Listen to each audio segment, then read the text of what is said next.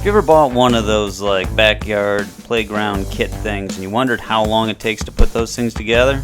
17 and a half hours. It takes 17 and a half hours. And this is why. First thing, you got to sort through a million freaking parts. They're all in different boxes. In my case, they're in 4 different boxes.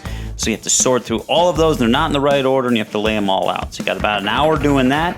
And then you got another hour organizing everything. You got to lay everything out in different piles. You got to have all your screws, nuts, bolts, fasteners in different piles. And even though you organize it, you're still going to spend at least 2 hours of the build searching for those parts for the particular step. You got to get the screw, the part, and everything on the right step at the right time. And then you got to think about all the times you go up and down the ladder and run around the thing, putting the part in the right place after you get it from the pile. Inevitably, at some point you realize that you put the wrong part in the wrong thing and you didn't follow the step right, that you have to undo what you just did, put it right back to where it was supposed to go. That then leaves 11 and a half hours for the actual build.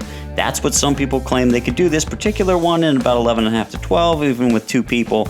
I claim 17 and a half. 17 and a half with a guy who knew what he was doing, and even after following all the steps, it still takes forever to build these things. So I had a helper, and it still took me 17 and a half hours.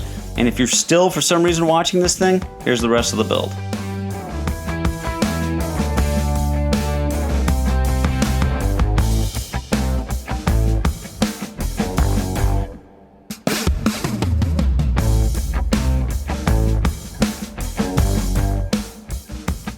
So there you go, that's the build, 17 and a half hours.